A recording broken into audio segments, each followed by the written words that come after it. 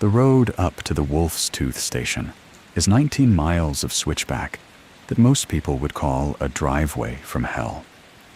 And I call Tuesday. 12 seasons in Yosemite's high country, and I could steer that grade in my sleep. Which is good, because after the drive down from Tulumne, I was somewhere in the neighborhood of half asleep already. Late October. The aspens had gone that particular shade of copper that only lasts about 11 days a year, and I had the window cracked so the cold air would keep me honest. Thermos of coffee between my knees. Radio hissing, that soft, comfortable static I've always found more soothing than music. Some men listened to talk shows. I listened to weather bands and the sound of nothing. I'd requested this posting. That's a detail worth knowing. After a rough couple of years, I'd asked for the quietest station on the roster, the one where the closest neighbor is a marmot, and the paperwork is thin enough to finish before sundown. Headquarters had been happy to oblige. Nobody fights you for Wolf's Tooth in the closing weeks. The tourists are gone, the seasonal kids are gone, and it's just one ranger, one cabin, one generator, one propane rack, and a logbook that mostly reads nothing to report. That was what I wanted. Nothing to report.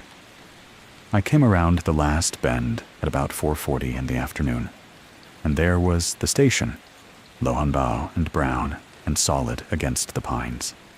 And there was Tomasz, my handoff, waiting for me. He wasn't in the cabin.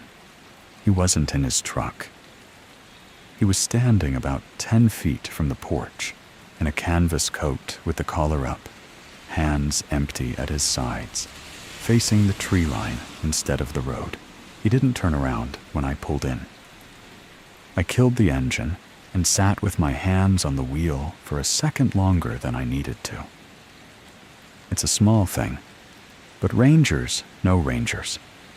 You hear a truck come up your access road. After 2 weeks alone, you turn around. You wave. You come down the steps with a mug in your hand and a joke about the potholes. You don't stand facing the trees like a man who'd forgotten which direction people came from. I got out, boots on gravel. I called his name across the clearing. Tomasz. He flinched. That's the word for it. Not a startle, not a jump. A flinch, the kind you see in a dog that's been hit before, the whole body pulling in around the sound of a syllable. Then he turned around slowly and walked toward me like a man remembering how. And he had a laminated index card in his hand already, held out like he'd been holding it out for an hour. His truck was packed. I could see it from the clearing. Duffel in the passenger seat, gear tied down under a tarp in the bed. He'd been ready to leave since noon, maybe earlier. He wasn't going to sit down with me over coffee and walk me through the station the way handoffs are supposed to go. He was going to hand me the card and drive. "Read the card," he said. His voice was hoarse, like he'd been quiet a long time. "Follow the card. Don't improvise. I mean that, Dell. Don't get clever." I took it from him. His hands were shaking. Not from the cold, though it was cold. From something deeper in the arm, the kind of tremor a man gets when he's been holding himself steady for so long that letting go is the only thing left. "Tomasz, what's on this card?" "You'll read it. Just read it." He was already walking to his truck. I called after him some question.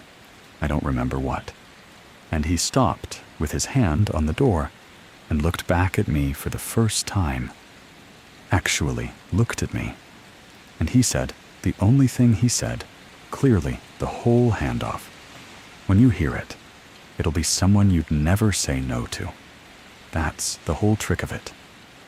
Then he got in the truck and drove out.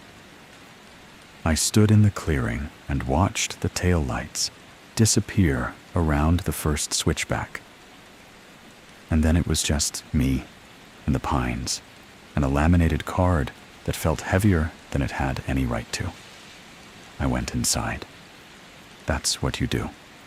When something strange happens on a mountain, you go inside and you make coffee. Because the mountain doesn't care about your feelings, and the coffee does. I lit the propane burner, filled the kettle, brushed the dust off the desk, and by the time the water sang, I'd almost convinced myself Tomasz had just been the wrung-out end of a long season. Almost. The card was sitting there on the desk under the lamp, and I sat down and read it aloud, because reading aloud is what my father taught me to do with anything important. Rule 1. After dark, if you hear your name called from the tree line, do not answer and do not look. Continue your task. Rule 2. If the voice calling your name belongs to someone you recognize, break contact immediately. Go inside, close the shutters, and do not speak until sunrise. Rule 3. Never call another person's name outdoors after dusk. Use radio call signs only. Rule 4. If you hear a chorus more than one voice at once, do not count them. Rule 5. The radio may carry a distress call in a familiar voice.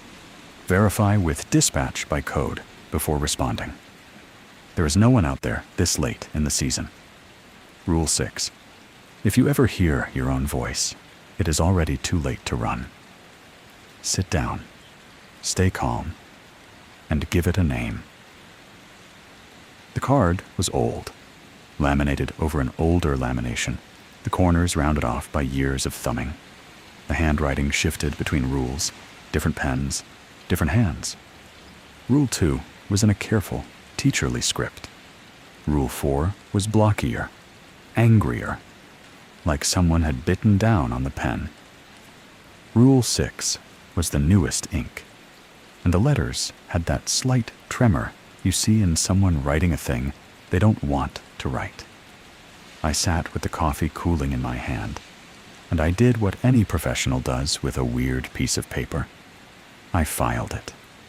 Not in a drawer, in my head. Old station hazing. Every remote posting has one.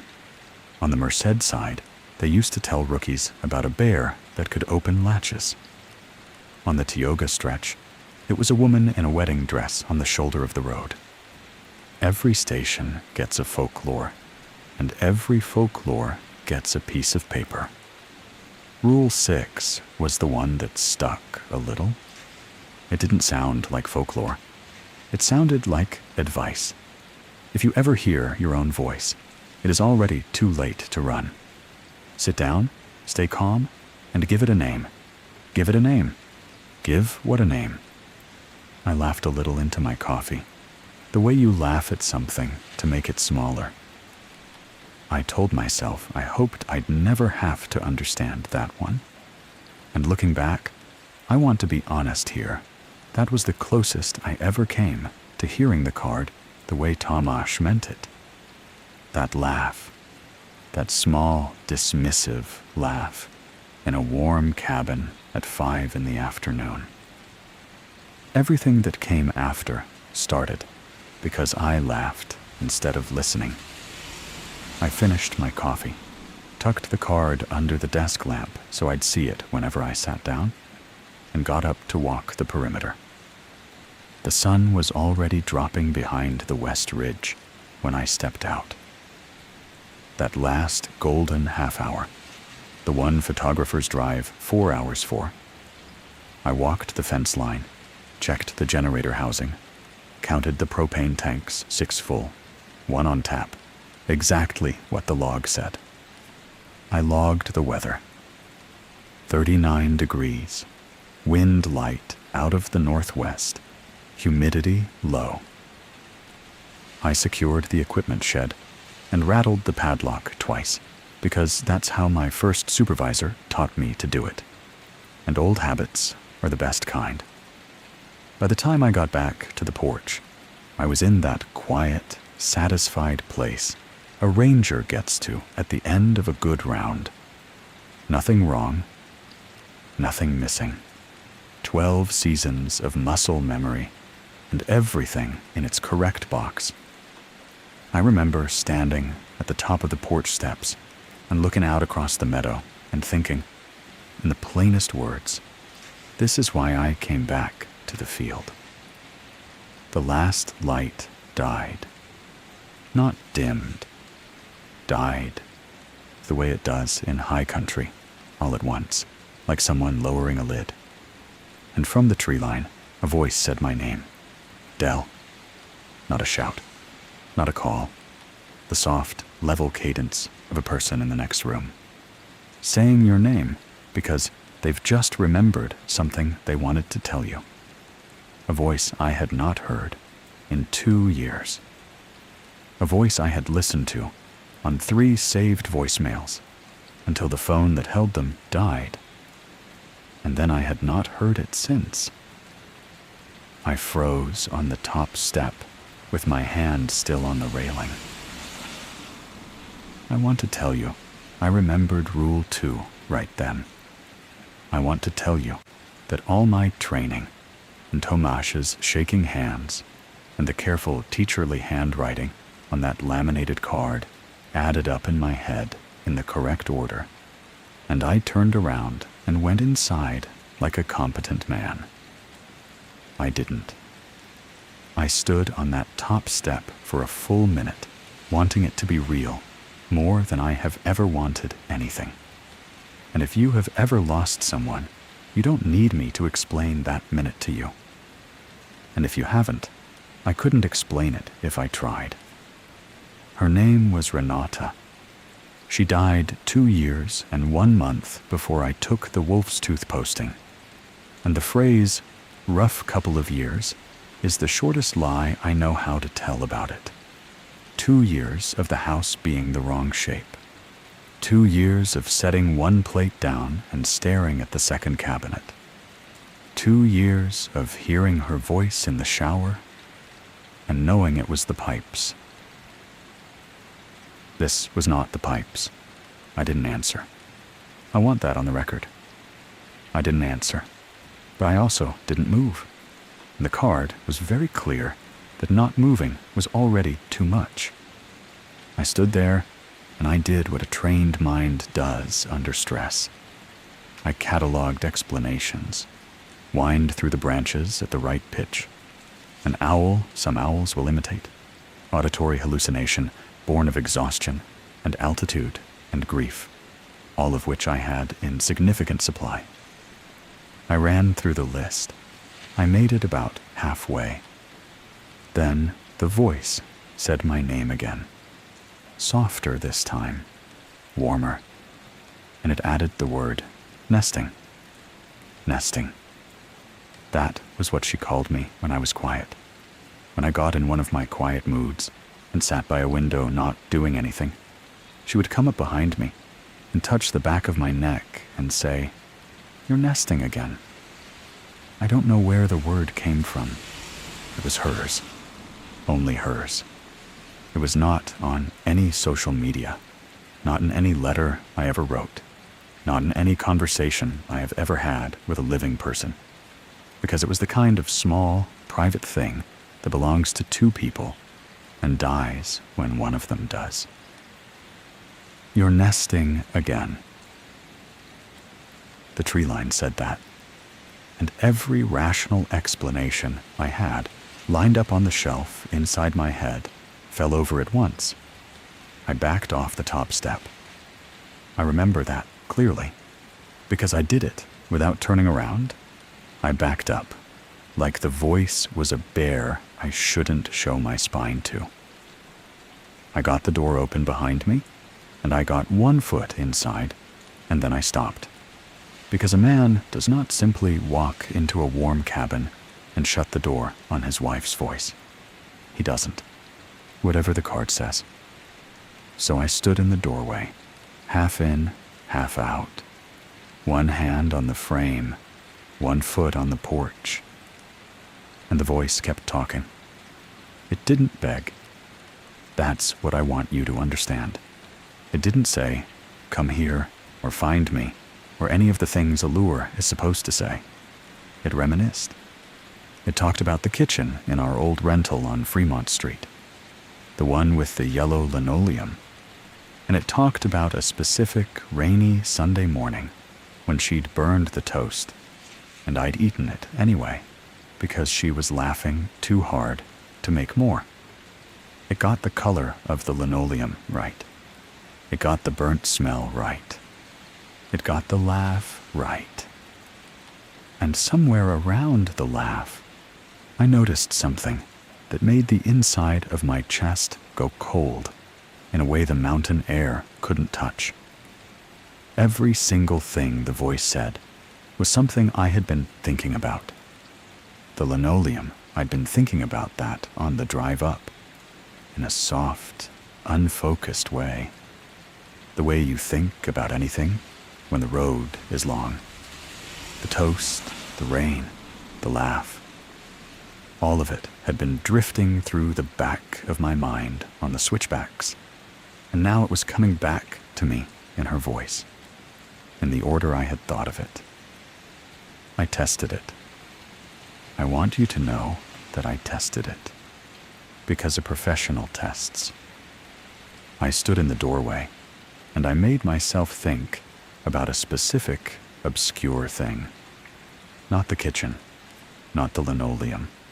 A small, ugly thing we'd owned. A broken wall clock we bought at a flea market in Sonoma when we were first married. A starburst clock from the 60s with brass rays. And one of the rays was bent. And it never kept time. We never fixed it. I thought about that clock so hard my jaw ached. The voice said, "The clock. You never did fix the clock?" I stepped inside and I reached for the shutter. There are 4 shutters on the main window of the Wolf's Tooth cabin. Heavy pine, iron hinges, iron latches on the inside. They're built for winter, for the storms that come down off the ridge in February and take siding off less serious buildings. In October, you don't usually close them. You leave them latched open so the morning light comes in. I closed them one by one. The first shutter I closed on the south window, and the voice got a little quieter, the way a voice does when you close a door between 2 rooms. I latched the iron. My hands were steady, which surprised me. 12 seasons of hands. They knew what they were doing, even when the rest of me didn't. Second shutter. The voice moved. That's the only word for it. It didn't get farther away. It moved, the way a person walks around the outside of a house, looking for the window you didn't shut. It was on the east side now, still talking, softer, still using her cadence, still saying small, warm, private things. Third shutter. Now it was reasoning with me. Now it was saying, "Del, please, it's cold out here. Please just look at me." And I want you to know that Renata had never said please to me in that exact tone in her life, because she wasn't a please kind of woman. And hearing her voice mispronounce her own pleading was the thing that steadied my hands more than anything else. It was a shade wrong. Not wrong enough. Just wrong enough. Fourth shutter. The last one. When I brought it in, the voice cut off mid-word. The silence that dropped into the cabin was the loudest thing I had ever heard. I stood in the middle of the room, with the lamp burning and my own breathing very loud, and I obeyed the second half of Rule 2. Do not speak until sunrise. I put my hand over my own mouth, actual hand over actual mouth, because the impulse to call her name back through the shutters was so strong I did not trust the muscles of my face. I sat down on the floor with my back against the desk. Not the chair, the floor. I don't know why the floor felt safer. The voice tried again a few times, muffled now, the words indistinct through pine and iron. And then it stopped. And after it stopped, the silence changed. I had been a ranger long enough to know two kinds of quiet. There's the quiet of a mountain at night, which is a full quiet, humming, with small living sounds you don't notice until they're gone. And there's the quiet of a mountain, when something large is standing still and listening. This was the second one, and it lasted until morning. Sunrise at Wolf's Tooth in late October comes at about 6:40. I know because I watched the hairline of gray light appear under the door for what felt like a full night by itself. When the light finally came, I stood up on legs that had gone stiff from the floor, and I unlatched the shutters in the reverse order I'd closed them. South shutter last. I opened it slowly, ready for anything. There was nothing. No damage to the porch, no tracks in the frost, no marks on the door. The meadow was the meadow. The pines were the pines. A jay was calling somewhere, and that ordinary jay sound almost put me on the floor again with relief. Then I looked at the porch step. Sitting in the exact center of the top step was a wall clock. Starburst design, brass rays. One of the rays bent. The face cracked across the 6. The hands stopped at 2:10, which was where those hands had been stopped for the entire 15 years I had owned that clock, which was currently in a cardboard box in a storage unit in Fresno, 220 miles south of where I was standing. I did not touch it. I stood on the porch in the frost, and I looked at it, and I said out loud, to nobody, this is the first thing I lie about. I got the logbook. I sat at the desk. I wrote, in my even ranger hand, 0647, perimeter walk, minor debris on porch step, cleared and disposed. That was the first thing I ever lied about in a logbook in 12 seasons. And I have thought about that lie every single day since. Not because I regret writing it, but because I understood, when I wrote it, that the card was real, and that whatever came next was going to require lies I hadn't rehearsed. I read the card again, all 6 rules, slowly, out loud. I read Rule 6 twice. Then I picked up the radio, and I called dispatch for a check-in, because when the world has just gone strange, the first thing you do is confirm the world is still there. Dispatch, Wolf's Tooth. Radio check, code green. Wolf's Tooth, dispatch, green copy. Anything to report? I sat with the mic in my hand. There was a version of this call where I said yes, everything. There was a version where I read them the 6 rules over an open channel and asked what the hell station they had put me on. I did not make that call. I said, negative, standard overnight, cold and quiet. Copy, Wolf's Tooth, standard. I let a beat pass. Then, casual as I could, dispatch, Wolf's Tooth, how's Toma?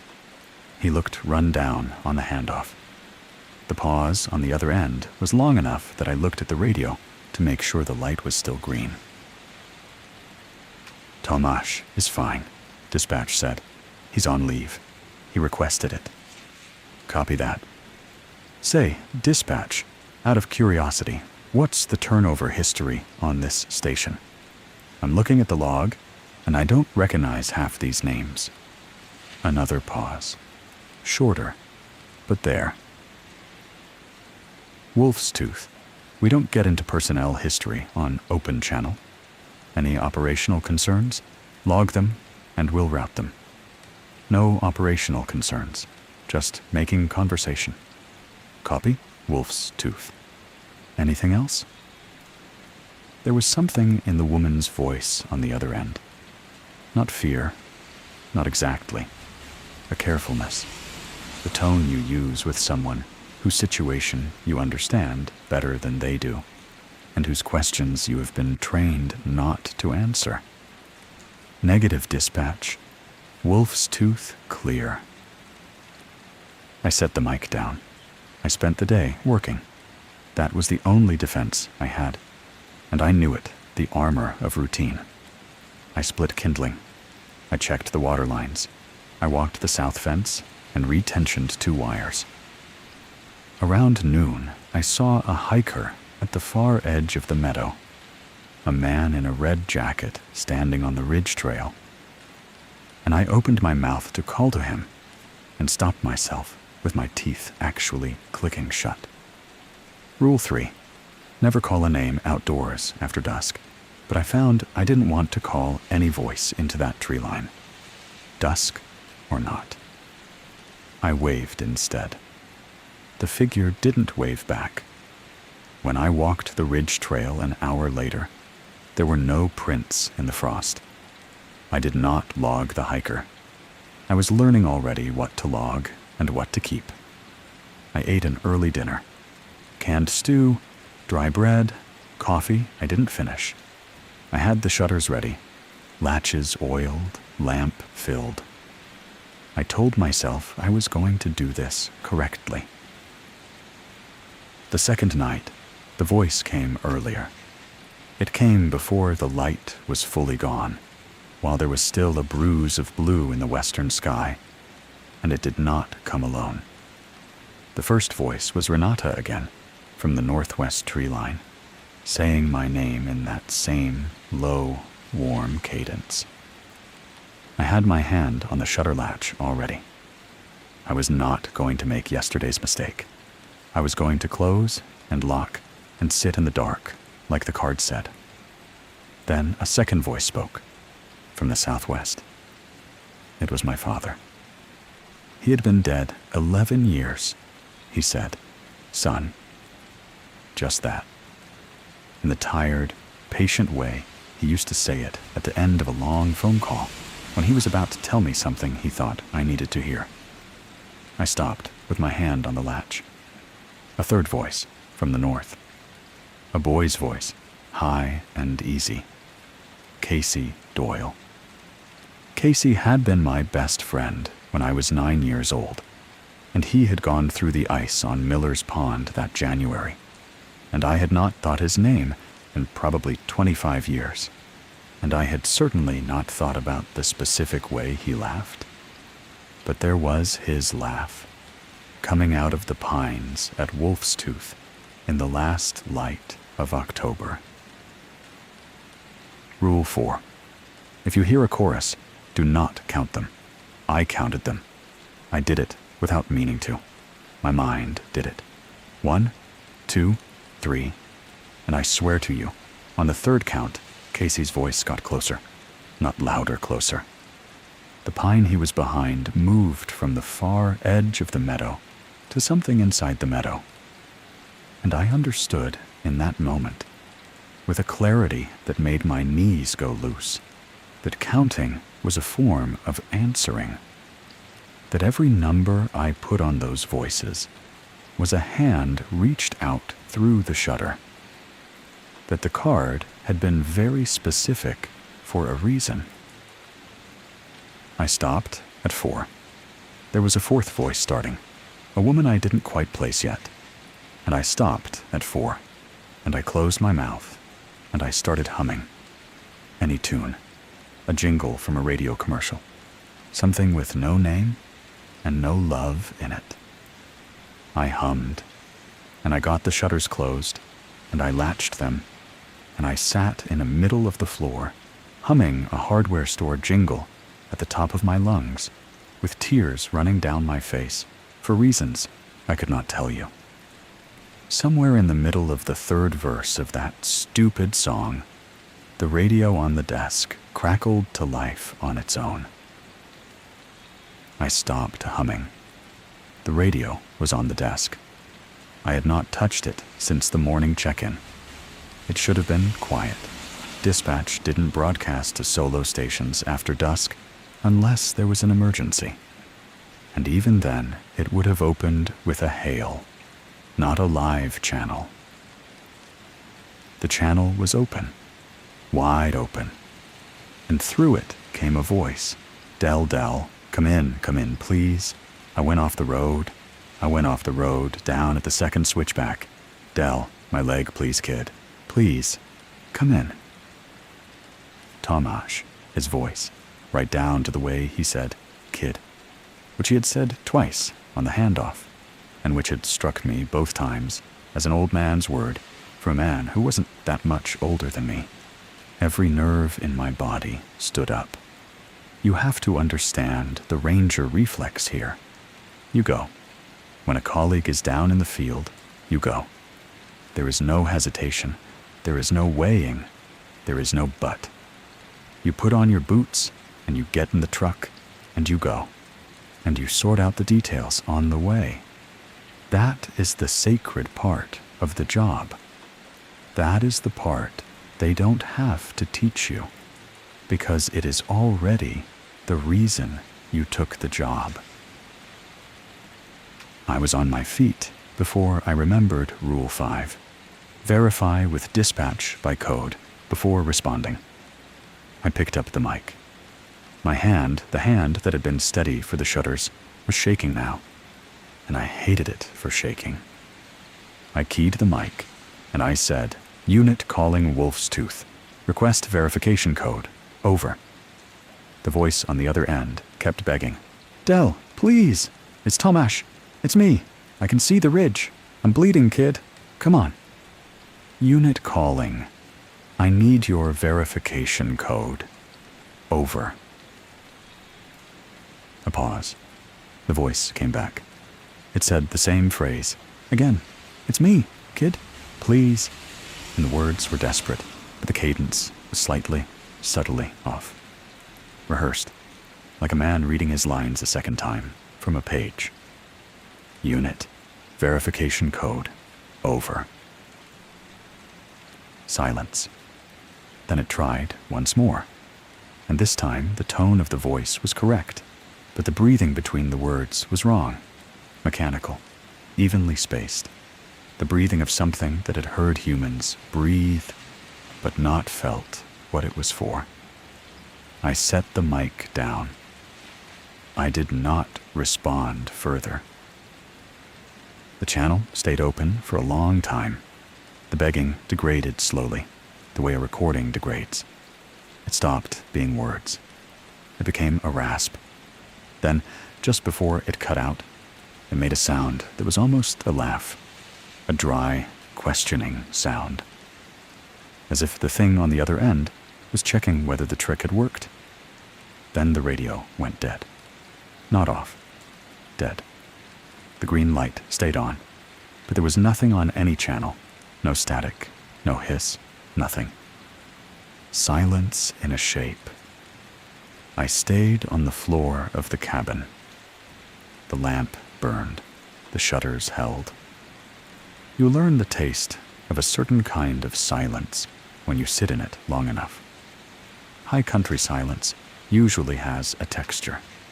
Even at 3 a.m, there's a wind moving somewhere, a mouse in the wall, an owl a quarter-mile out. That night, there was none of it. The mountain was holding its breath, and the cabin was holding its breath inside the mountain, and I was holding mine inside the cabin, and somewhere out past all that, something was listening, for the moment one of us exhaled first. I want to confess something.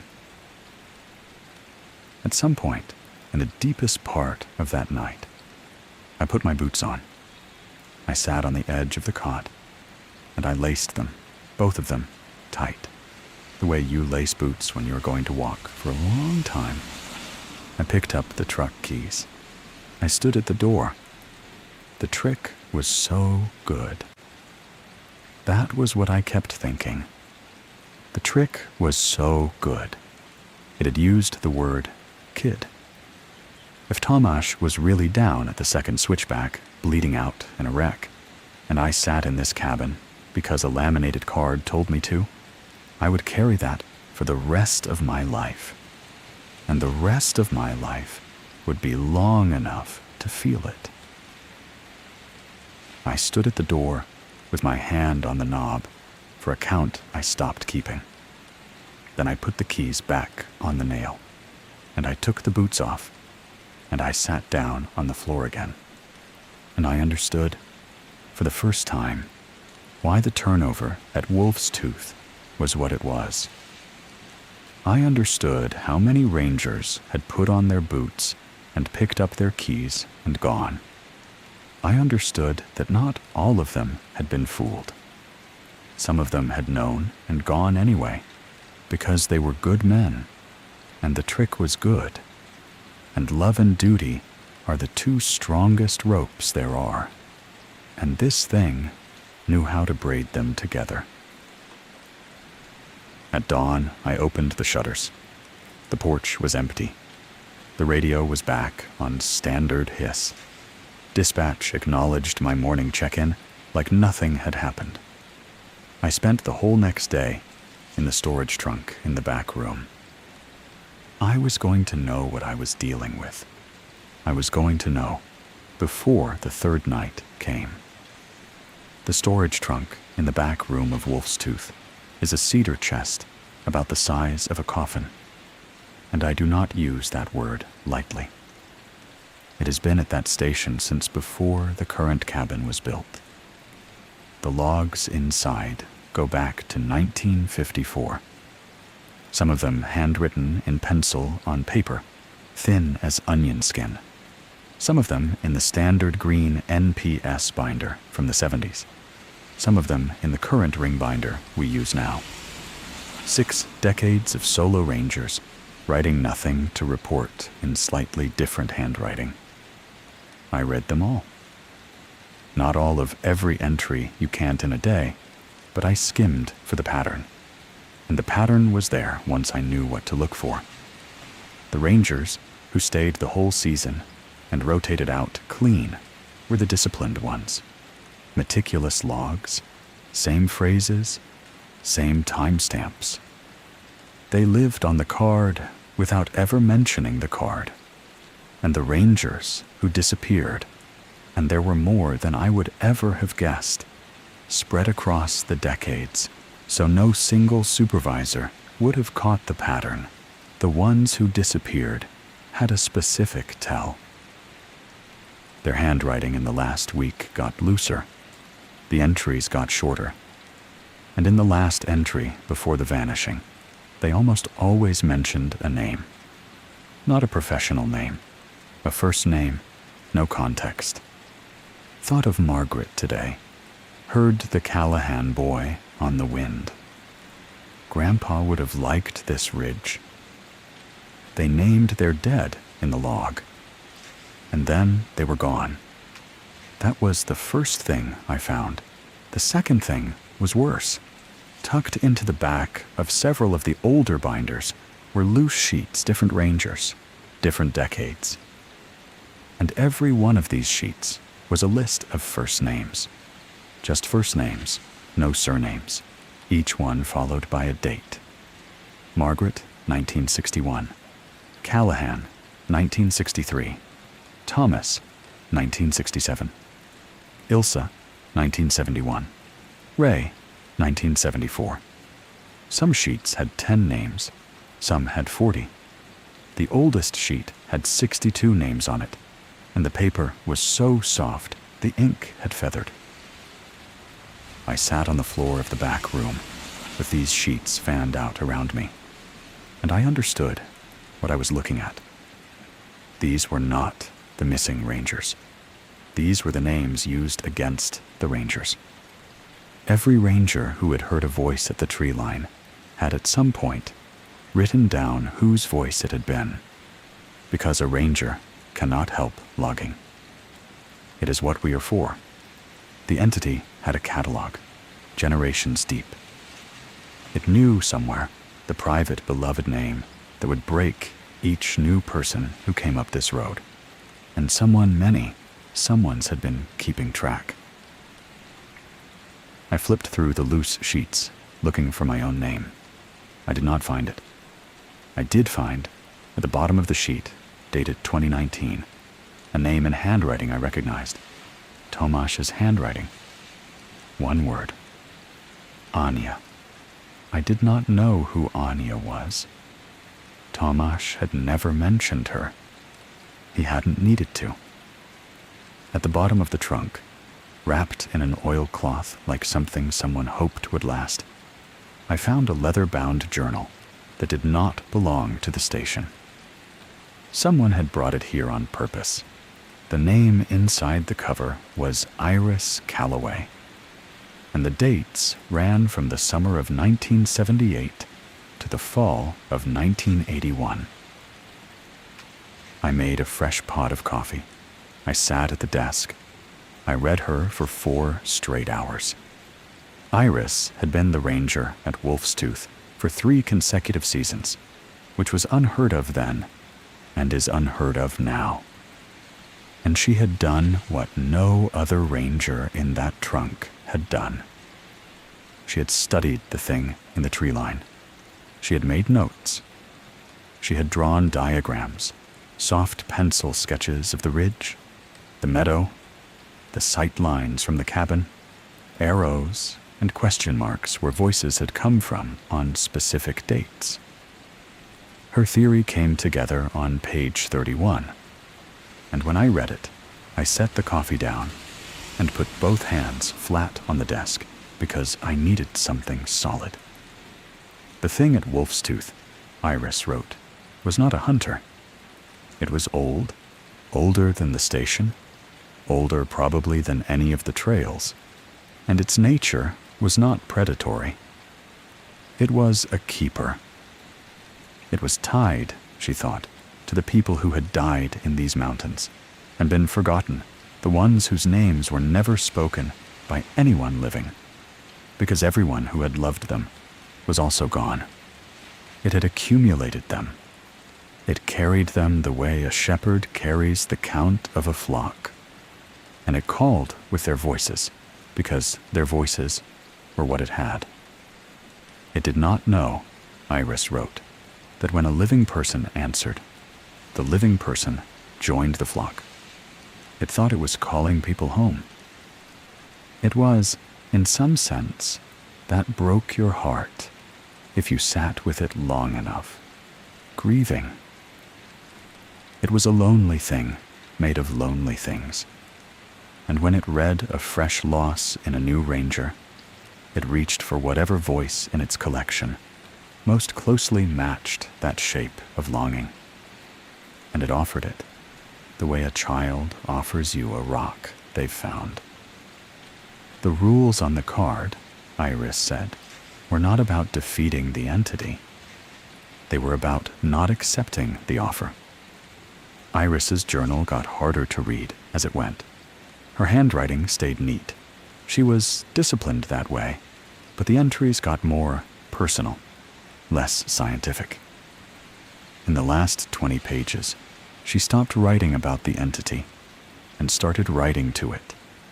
Small, quiet paragraphs, as if she'd realized that between her and the tree line was a distance closing, regardless of what she did about it. The final section explained Rule 6. If the entity fixed on you, Iris wrote, if you gave it enough time, enough grief, enough recognition, it would eventually run through the voices in its collection and come to the last voice it had, which was yours. it would use your own voice, because to take you fully, it needed to become you. And becoming you started with the sound. Her last 3 entries described hearing herself outside the cabin. Her own voice, saying her own name. She wrote about it clinically at first. Then the handwriting changed. It didn't get sloppy. It got different, like a hand that had learned to imitate hers rather than one that was hers. And in the middle of that different handwriting, in a single lucid line that I have thought about every day since, Iris wrote, "The trick isn't to refuse it forever. It doesn't want to hurt you. It wants a name to keep. Give it one that isn't yours and isn't theirs. Give it something to hold." Then the journal ended, not with a final entry, with a blank page, and another blank page, and a small brown stain in the corner of the last page that might have been coffee. I closed the journal. I sat with it on my lap for a long time. Iris had understood. She had understood better than anyone in that trunk. And she had left instructions in a journal she had known someone eventually would find, because she had known she wasn't going to be around to give them in person. Whether she gave the thing a name and walked out of Wolf's Tooth alive and simply chose never to come back to this journal, or whether she gave it a name and became part of the collection anyway, I could not tell from what I was holding. Either way, she had left her instructions. I looked up. The light in the window had gone soft and low. I had spent the whole day in the back room. It was almost dusk. The third night was coming, and I had the shape of what I needed to do. I shut the shutters early that night. I closed each one before the light had fully gone, and I latched them with hands that were steadier than they had any right to be. I put Iris's journal on the desk next to the card. I made coffee. I sat in the chair. I waited. For a long time, nothing happened. It was the most unnerving thing that had happened yet. The silence I had learned to recognize by then.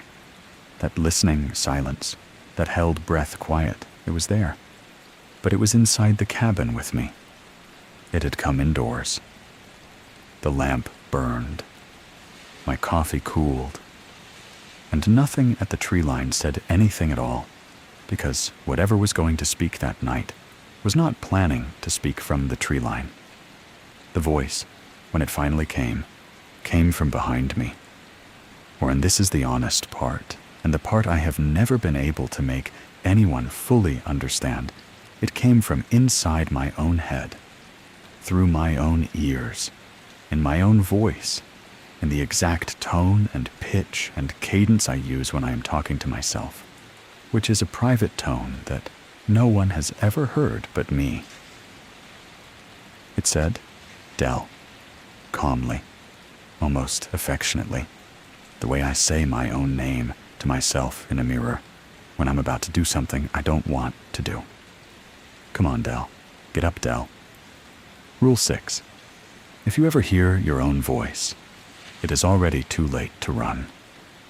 Sit down, stay calm, and give it a name.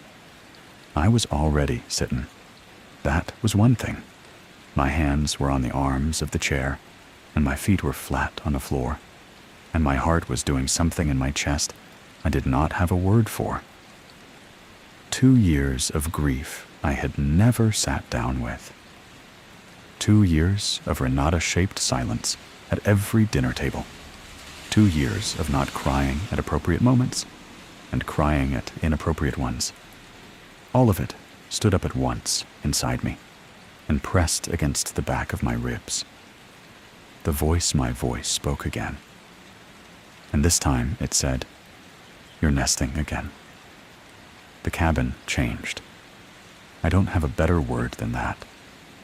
The shutters were closed, and the door was closed, and the walls were solid pine, and I could hear the tree line through them, as if the walls had gone thin as paper, as if the pines were standing in the room with me. The meadow was in here. The ridge was in here. The cabin was still around me, and it was also not around me, and both things were true at the same time, and my mind could not sit inside that contradiction for long without wanting to lie down. The voice kept talking. My voice, but not only my voice. It said things in my cadence, in Renata's cadence, in my father's slow, patient one, in Casey Doyle's easy, boyish one, and sometimes all of them at once, layered, like a chord played on a single throat. It talked about the linoleum. It talked about the ice on Miller's Pond. It talked about a phone call I'd had with my father the month before he died, which nobody living had ever heard. It was not threatening me. That was the thing that hollowed me out. It wasn't angry. It wasn't hunting. It was lonely. The whole room was lonely. The lonely was so large, I could not hold the edges of it. I looked around the cabin. Everything was where I had left it. The card under the lamp, Iris's journal on the desk, the coffee in the mug on the arm of the chair, going cold, a small skin already forming on the top. My chair. My real, familiar chair, with the worn patch on the left armrest where I always rest my hand. That chair was the only thing in the room that was still fixed. Everything else, the walls, the light, the air, had a give to it, like water. The chair was the anchor. I remembered Iris. I remembered Rule 6. Sit down. Stay calm. Give it a name.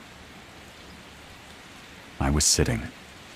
I was, by some miracle of the body over the mind, calm, not calm the way you are calm at a picnic, but calm the way you are calm at a bedside when there is nothing left to do but be there. The kind of calm that comes after you stop trying to run. I set the mug down on the desk. I turned my head, very slightly, toward the sound. All right, I said out loud into the room. All right, I'm listening. The voice stopped, not the way it had stopped when I closed the shutters on the first night. That had been a cutting off. This was a listening, the same listening quality the mountain had had at night, only turned around now. Something had noticed I was speaking to it, and something was surprised. I sat forward in the chair. My hands were shaking again. I let them shake. You've been trying to give her back to me, I said. Nothing answered. The listening deepened. That's what this is. That's what all of it has been. You read me on the drive up. You read the shape of what I was missing, and you reached into whatever it is you have, and you tried to give her back, didn't you? I don't know if I expected an answer. I did not get one, exactly. What I got was a softening, an easing of the pressure in the room, like a held breath, let out slowly by something enormous. Her name was Renata, I said. My throat closed around it, and I made myself keep talking. She died on a Tuesday morning in September, 2 years ago. I was in the next room. I was making toast. She called for me, and I didn't come fast enough. And by the time I got there, she was already gone. And I have not said her name out loud to another person since the funeral. Because if I said it out loud, I was afraid I would break.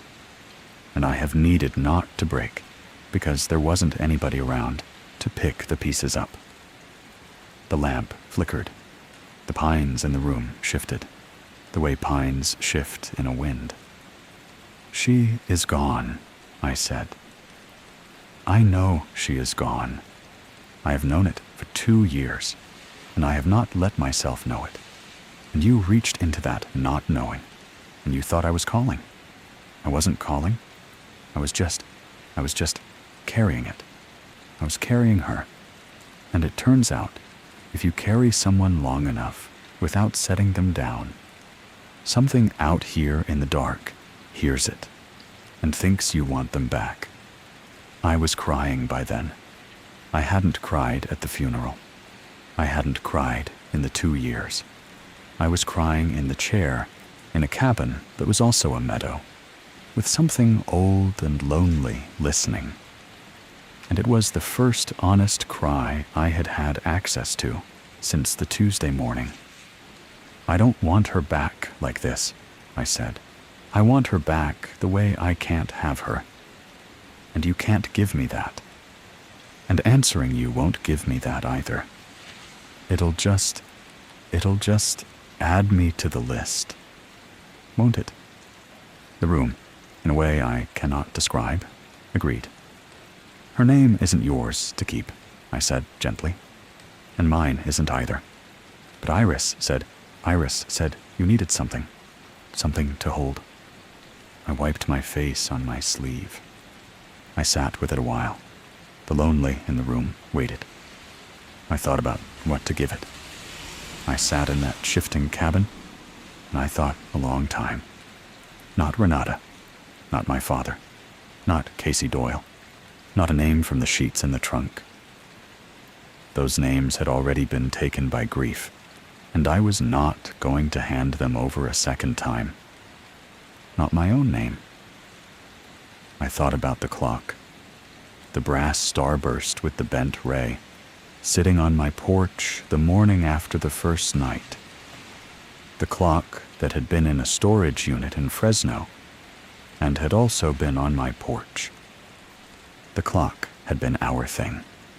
The clock had been the small, ugly, private object of a marriage, and it had been broken.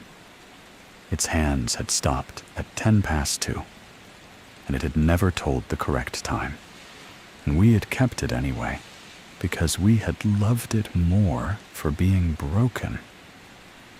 I thought of a word.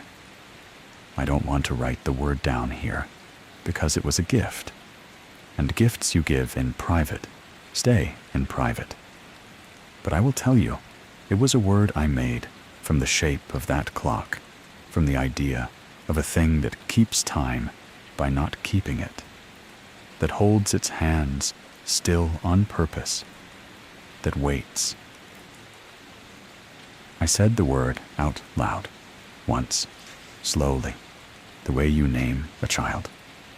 That's for you, I said. That's what I'm giving you. You can keep that one. It's not mine, and it's not theirs, and it's yours now. And when you're lonely, you can hold it.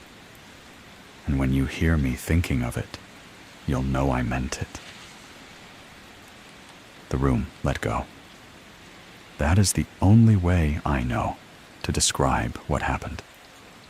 The pines that had been in the room went back to being outside the room. The walls thickened, the lamp steadied. The lonely was still there, but it was in its proper place now, out at the tree line where it lived. And there was distance between us again. And the distance felt kind. On the porch, muffled through the shutter, the broken clock chimed once, a single soft brass sound. It should not have been able to chime. It hadn't chimed in 15 years. It chimed once, and then it was quiet. And then, the thing I want you to hear the most, the thing that saved me, an owl called. Somewhere out past the meadow, a real, ordinary, living owl with a real, ordinary owl voice. And after the owl, a small wind moved in the pines. And after the wind, a mouse scratched in the wall of the cabin. And the world came back. I sat in the chair, and I listened to the world come back for a long time. My rotation ended 9 days later. 9 ordinary days, weather logs, perimeter walks, dispatch check-ins in the mornings. The tree line was just a tree line. At dusk, sometimes I would hear a small, warm sound out past the meadow. Not words, just a sound, an acknowledgement, the way a dog will thump its tail once when you pass its bed, and I would nod at the pines and go inside and close the shutters, not from fear, but from habit. The new ranger came up the switchbacks on a Wednesday afternoon in early November. Her name was Perez. She was young, competent, tired the way you are tired at the beginning of a long career, not the way you are tired at the middle of one. I met her in the clearing. I did not stand facing the tree line the way Tomasz had. I stood facing the road because I wanted her to see my face when she pulled in, and because I wanted to break at least one small piece of the pattern. I gave her the laminated card. I had added a line in my own hand at the bottom. Rule 7. It is not your enemy. When the time comes, be kind and give it something to keep. She read the card in the clearing. She read Rule 7 twice. She looked up at me. I did not explain. Some things you cannot explain in a handoff. Some things have to be learned the way they were meant to be learned, from a laminated card and a knight and a chair. Read it, I said. Follow it. Don't improvise. She nodded. She had the look of a woman who knew better than to ask more. I got in my truck. I drove out. As I passed the tree line at the second switchback, I rolled the window down. I don't know why. Maybe I wanted to give it a chance to say goodbye. Maybe I wanted to say goodbye myself. From somewhere in the pines, in a soft, kind voice that was not any voice I had ever heard before. Not Renata's, not my father's, not mine. The word I had given it came back to me. Just once, spoken gently. The way you might speak the name of someone you love who has come to visit you and is now going home. It was not a lure. It was a thank you. I smiled at the pines in the rearview mirror. I do not lie in my logs anymore, but I do not write everything down either. Some things are between me and a tree line in Yosemite's high country, and they will stay there. I kept driving